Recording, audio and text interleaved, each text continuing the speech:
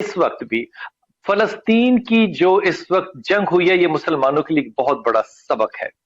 सहाबा भी जब लड़ने के लिए जाते थे तो ऐसा कभी नहीं हुआ कि खालिद बिन वलीद जो है वो तलवार लेके गए और गवर्नर मिस्र जो है वो आगे से AK-47 लेकर आया और आप ईमान की कुवत के साथ तलवार से आपने AK-47 को मार दी। ऐसा कभी नहीं हुआ।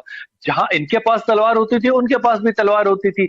ये जो कायदे की जंग थी, इसमें ईमान की कुवत जो है वो आपको फजीलत देती है। लेकिन हमें इस बात पे पता चल गया कि मुसलमानों ने अपने इस कायदे की बराबरी को किसी भी के तहत, हिकमत के तहत तो नहीं, लालच के तहत जो है वो सरेंडर कर दिया।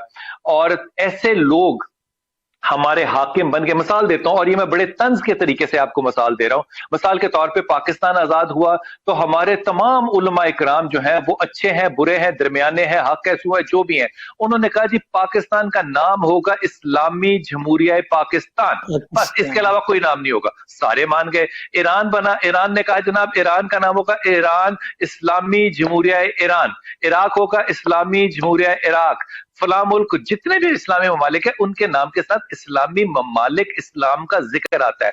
सवाए इसके कि जो हमारे कायदीन है, जहां हमारे हरम है, उस मुल्क का नाम या उन ममालिक के नाम जो है वो इस्लाम के नाम पर नहीं है, खानदानों के नाम पर, अपने अपने खानदानों पे नाम है, अल सऊद के नाम पर है या जो जो भी कह लीजिए, उनके नामों के अंदर है। इस्लाम का नाम उन्होंने अडॉप्ट करना मुनासिब नहीं समझा।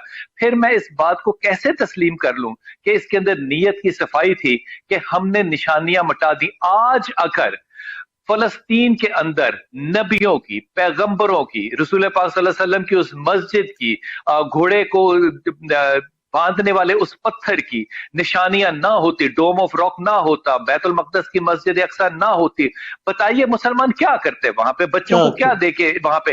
वो एसोसिएशन लोगों ने, माओ ने पैदा की है, वो आपको फलस्तीन में नजर आई है। और वो एसोसिएशन जो कि मुसलमानों ने अपने हाथों से गिरा दी है, वहां की बेशर्मी भी मुसलमानों को नजर आई है, माने या ना माने। वो तमाम ममालिक जहां की औलादों ने अपनी तारीख को देखा ही नहीं है, उनकी तारीख उनके ईमान में अभी तक बांझ है, वो पैदा ही नहीं हो सकी। ये वक्त सिर्फ मसलक का नहीं है, मजहब का नहीं है, शिया सुन्नी का नहीं है। मैं कहता हूं अगर शिया एक कदम आगे है इस बात के कि आगे आने वाली नस्ल जो मुसलमानों की है वो वैसी हो जैसे फलस्तीन के बच्चे अपनी माओ की गोदों से निकल के पत्थरों के साथ अपने ईमान की हिफाजत कर रहे हैं, हमारे बच्चे भी वहां हों और हम उनसे 2 कदम आगे खड़े होंगे। अहले तशीह हमारे पीछे जरूर होंगे, हमसे आगे नहीं हो सकते। मैं ईमानदारी से कह रहा हूं, ये काम करने वाले जो थे, मेरी दुआ है कि शाह भाई के जाने के बाद, मैं नहीं समझता कि वो चले गए, वो हमारे दिलों में हमेशा मौजूद रहेंगे और जिस मिट्टी पर है वहां पे अल्लाह ताला उनके जिस्म को भी हमेशा कायम और दायम रखेगा। उनके जो वारसीन हैं और उनके जो चाहने वाले हैं वो हमेशा उनके इस मिशन को लेके जाएंगे।